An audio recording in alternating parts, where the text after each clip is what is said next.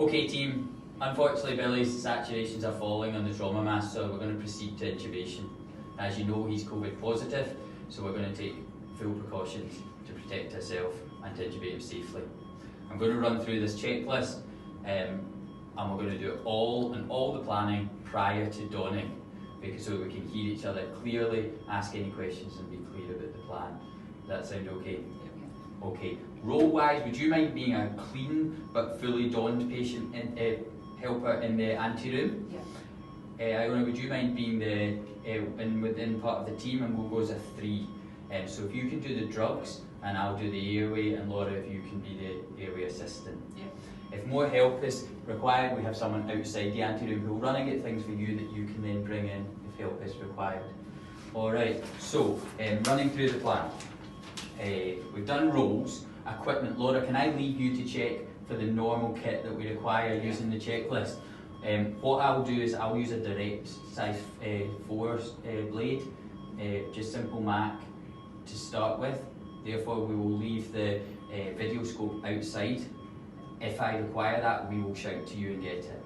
If I am shouting for that, we'll also bring in at that point the size 4 eye gel and the front net access, not the whole emergency trolley, just that. But that can stay outside and clean right now because we're not predicting any difficulties.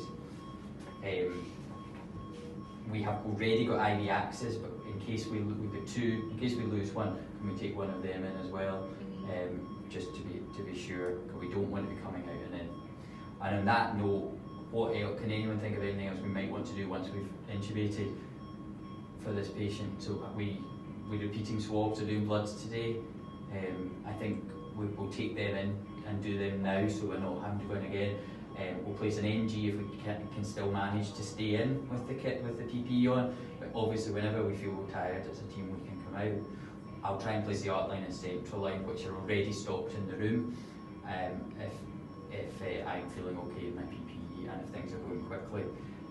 The ultrasound machine is in there and fully covered, so for protection of it, and that seems to be the things I can think of right now. Does that sound okay to the team? In addition, we're in ICU right now, so we do not need to worry about the route to ICU. When we're tubing patients outside of ICU, our plan will be call facilities at this point so they can clear our route, and the minute we have intubated we can transfer the patient, and that transfer will occur with the HME filter into the ambu bag. We will not use the portable ventilator, we will simply bag them round to their appropriate bed space. The other thing that we need to do is we need to make sure that no unnecessary things are in the room right now. So this would be an opportunity before we aerosol generate to remove notes, to move patient clothes or anything else that doesn't need to be in the room. But fortunately there's nothing extra in the room this time. Okay, team, are we happy with that? Yeah. Okay, so you check your kit and we can begin getting donned. The donning order is on the wall, and I know we have all done that many times.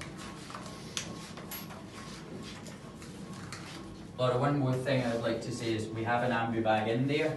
I'd like to take the second one in because I want to dispose of the mask once we've used it, because it will have a lot of particles on it. So for safety, for later, there will be a backup one, so don't worry about binning that mask. Right, no bother.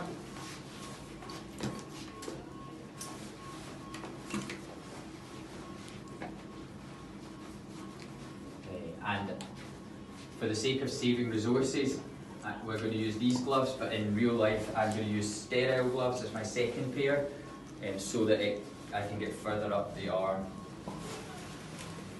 to avoid contamination.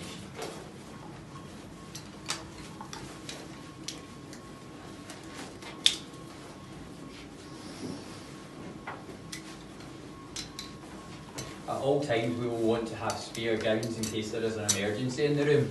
So at this stage, rather than using the emergency ones, it's always good to leave the emergency ones because we have time right now, and use the new one.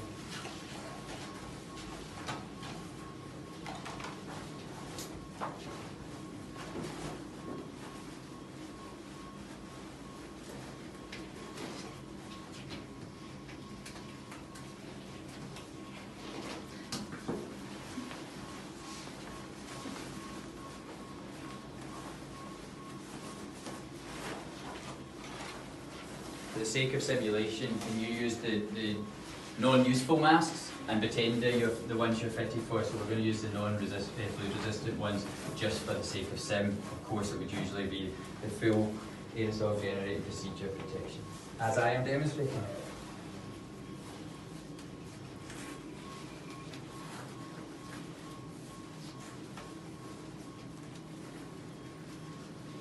Take my valve. Will do.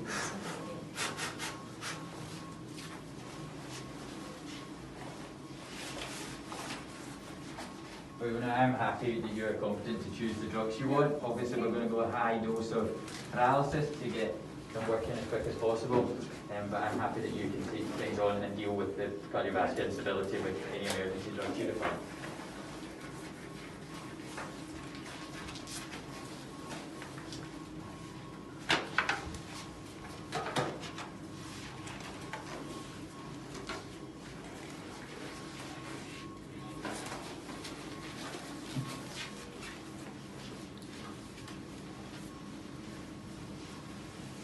Okay team, we now, once we have our masks on, please speak much louder than you usually would speak so that communication can be as good as it can be. We're not spraying over him, confirming good. And SIV, that seems to be pressure control, doesn't it? So if you go to vent mode, section view, down, yeah. Confirm that, and confirm that. And then just change the didn't take it there yet. Volume control, so over this side. Confirm. Good. And then change the volume to 420 rather than 520. And pop the keep up a little. Repeat that. 10. And expiratory rate to 24.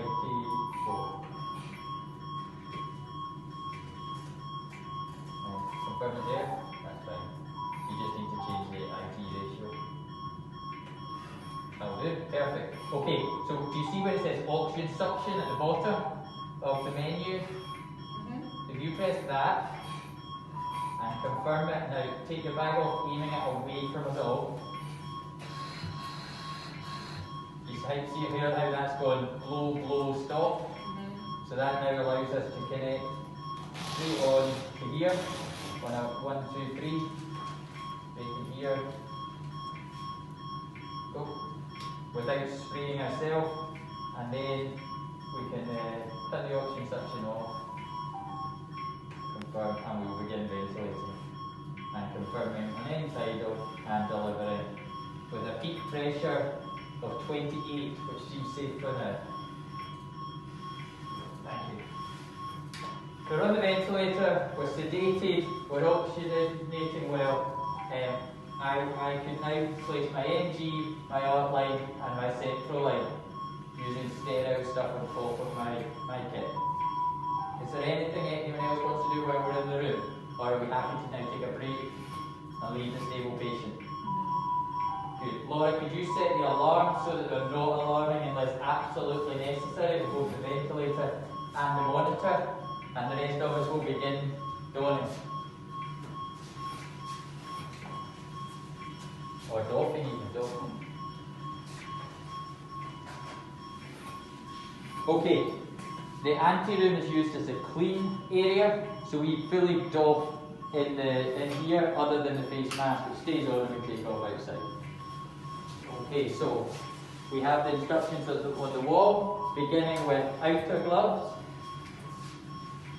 Not touching the inside, but touching the outside of the first glove, followed by touching the inside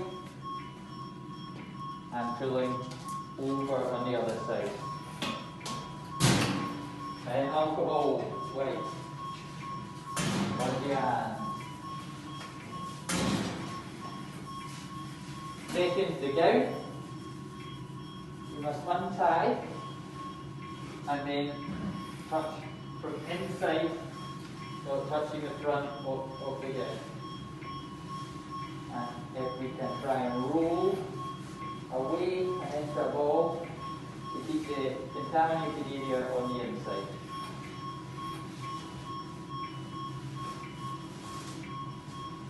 And we are reusing this for now, so the same bin over here.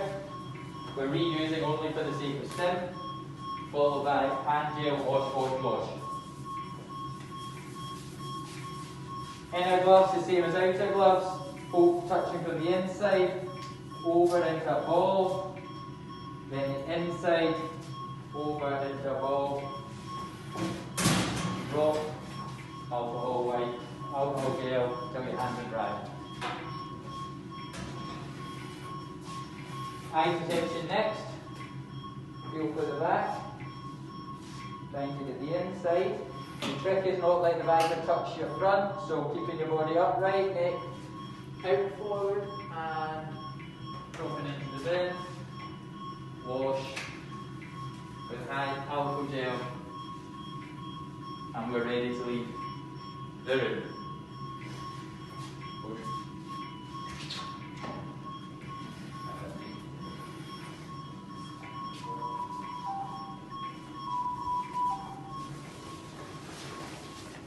Okay team, I'm going to advise that everyone wash his hands fully before taking off the mask.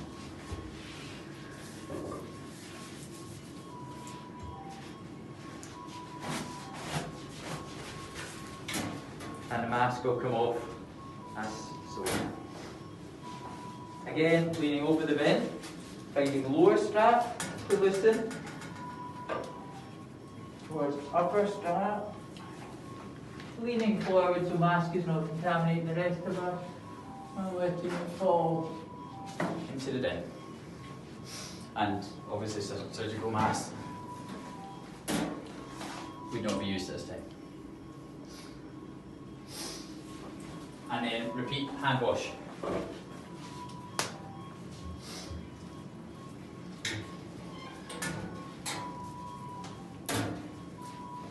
Okay, thank you team.